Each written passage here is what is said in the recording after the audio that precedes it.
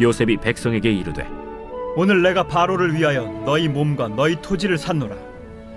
여기 종자가 있으니 너희는 그 땅의 뿌리라.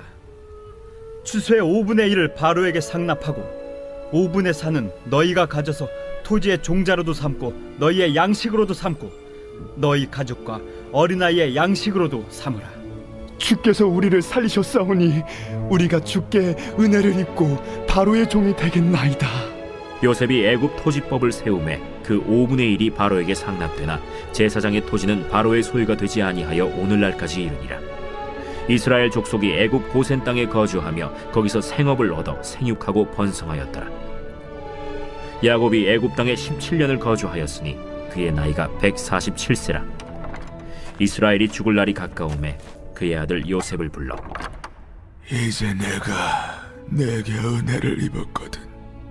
청하노니 내 손을 내 허벅지 아래에 넣고 인애와 성실함으로 내게 행하여 애굽에 나를 장사하지 아니하도록 하라. 내가 조상들과 함께 눕거든. 너는 나를 애굽에서 메어다가 조상의 묘지에 장사하라. 내가 아버지의 말씀대로 행하리이다. 내게 맹세하라. 그가 맹세하니 이스라엘이 침상머리에서 하나님께 경배하니라. 예, 이 야곱을 보면요, 정말 이제 험악한 세월을 보냈는데 그 나그네 길 가운데 참 쉽지 않은 순간들이 있었는데 이 말년은 참 편해지는 모습을 보게 됩니다. 이 아들 요셉 때문에 어떻게 보면 호강을 하고요, 굉장히 넉넉한 그런 말년을 보내고 있는데요, 그런 가운데 벌어지는 일들입니다. 1절에 보시면 2일 후에 어떤 사람이 요셉에게 말하기를 내 아버지가 병들었다 하므로 그가 곧 두 아들 므낫세와 에브라임과 함께 이르니. 자, 이제 야곱은 자신의 그 마지막 말년 가운데 가장 중요한 일, 자신을 이렇게 이끌어 오셨고 요셉을 만나게 하신 하나님의 뜻이 있다라고 생각을 합니다. 그런 가운데 자신이 마지막으로 해야 될 가장 중요한 일이 믿음의 유산을 후손들에게 물려주는 거라고 생각을 하는 것이죠. 그게 가장 중요한 일이다라는 것을 깨닫게 됩니다. 그래서 2절에 보시면 어떤 사람이 야곱에게 말하되 내 아들 요셉이 내게 왔다 하매 이스라엘이 힘을 내어 침상에 앉아. 여러분, 왜 저희 이제 할머니들, 할아버지들 이제 나이가 드셔서 누워 계시는 거 보면은 이 누워서 일어나는 거 굉장히 힘이 든 일입니다. 되게 아프면 일어나지 못하는데 힘을 내어서 침상에 앉습니다. 왜입니까?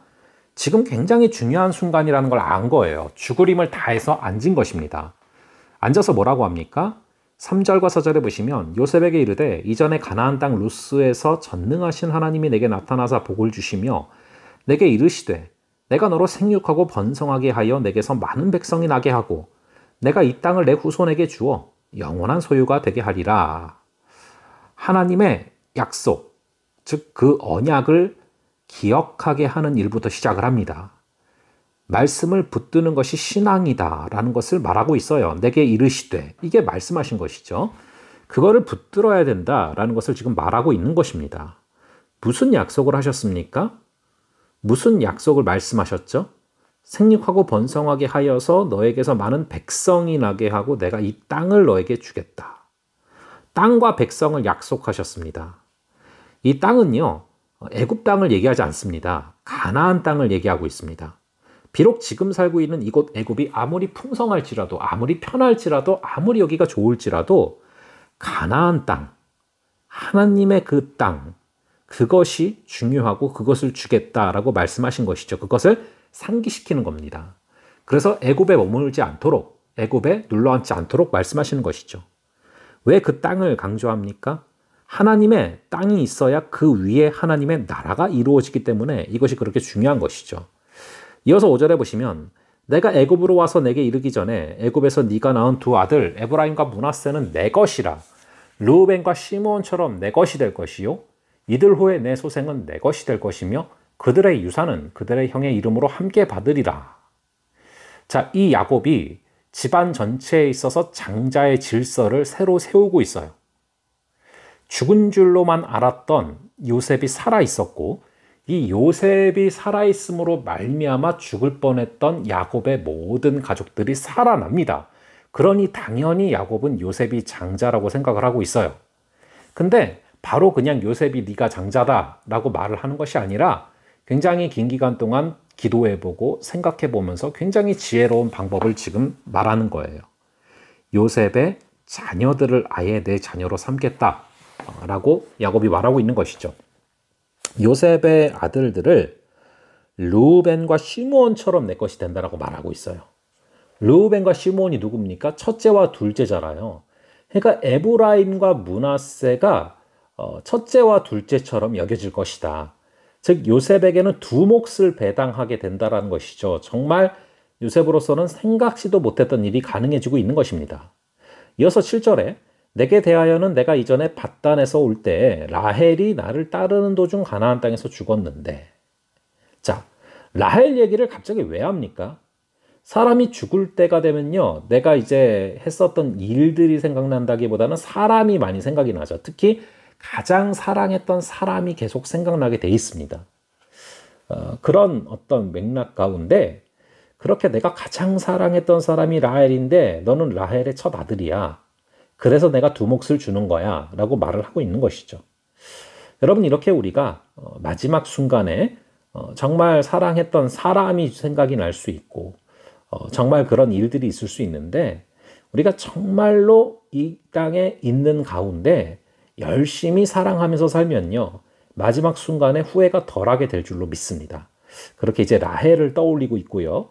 8절에 이스라엘이 요셉의 아들들을 보고 이르되 이들은 누구냐? 요셉이 그의 아버지에게 아뢰되 이는 하나님이 여기서 내게 주신 아들들이니이다. 자, 근데 갑자기 왜 또 이 아들들, 요셉의 아들들을 보면서 누구냐라고 물어봅니까? 확인 절차죠. 여러분, 우리도 그래요. 사람은 늘 하나님 앞에서 질문을 받는 존재입니다. 하나님은 계속 우리에게 물어보십니다. 그리고 우리는 답변하고 우리가 확인하고 계속해서 우리의 정체성을 확인하며 걸어가야 되는 것이죠. 사실 여러분, 이 캐나다에 유학 가서 이렇게 보면요, 이 2세들 굉장히 큰 갈등이 뭐냐 하면요, 어떤 정체성에 대한 갈등이에요. 1.5세보다도 어쩌면 2세들이 더 큰 갈등을 겪기도 합니다. 왜냐하면 미국인도 아니고 한국인도 아니에요. 뭐 그런 어떤 경계선 가운데서 겪는 갈등들이죠. 마찬가지입니다. 요셉으로서는 항상 이제 마음속에 걸려있는 게 요셉의 자녀들이 사실은 히브리 사람인데 애굽인처럼 산단 말이죠. 그게 굉장히 마음 아팠을 거예요. 그랬는데 아버지께서 정말 이 어떤 정체성을 그냥 깨워주는 것 정도가 아니라 생각보다 더 위대한 것들을, 생각보다 더 생각도 못했던 것들을 다 준비하고 계셨던 거예요. 그래서 그냥 정체성을 깨우는 정도가 아니라 아예 에브라임 므낫세를 이 야곱의 지파 가운데 편승시키시는 계획을 갖고 계신 것입니다. 우리 하늘 아버지께서도 우리가 생각하는 것 이상으로 우리가 그분께 나갈 때 더 생각지도 못했던 것들을 준비하고 계시는 줄로 믿습니다. 여호와는 나의 목자시니 내게 부족함이 없을 줄로 믿습니다. 오늘 하루 그러한 주님의 인도하심을 경험하는 그런 귀한 하루 될 수 있기를 간절히 바랍니다. 자, 그럼 잠시 또 기도하겠습니다. 아버지 하나님, 오늘 이 말씀들을 통하여서 정말 우리 주님께서 어떻게 역사하시는지 아버지 그 모습들을 바라보게 됩니다. 아버지 하나님, 우리가 오늘 말씀을 통하여서 정말로 내가 생각지도 못했던 것들을 준비하고 계시는 그 아버지, 그 하늘 아버지를 바라보게 됩니다. 아버지, 요셉으로서는 요셉의 자녀들이 그저 애굽으로서가 아니라 이제는 히브리 사람으로서 정체성을 정말 깨우치기를 원하는 마음으로 아버지께 나아갔지만 아버지께서는 그것을 초월하여서 아예 야곱의 12지파 가운데 이들을 편입시킬 계획을 갖고 계셨던 것처럼 우리의 하늘 아버지께서 오늘도 우리를 향한, 나를 향한 놀라운 계획을 갖고 계시는 줄로 믿습니다. 내가 아버지께 요구하는 것 이상으로 내가 상상도 못한 계획들을 하나님께서는 다 갖고 계시는 줄을 믿습니다. 그 주님을 믿고 걸어갈 수 있는 역사를 허락하여 주시옵소서. 특별히 우리가 하루하루 살아가는 순간순간 열심히 사랑하면서 살아가게 하여 주시고, 그리하여서 우리에게 어떠한 마지막들이 다가올 때 덜 후회할 수 있는 삶을 살게 하여 주시옵소서. 감사드렸고 이 모든 말씀 우리 주 예수 그리스도의 이름으로 기도합니다. 아멘. 예, 그러면은 또 다음번에 뵙도록 하겠습니다.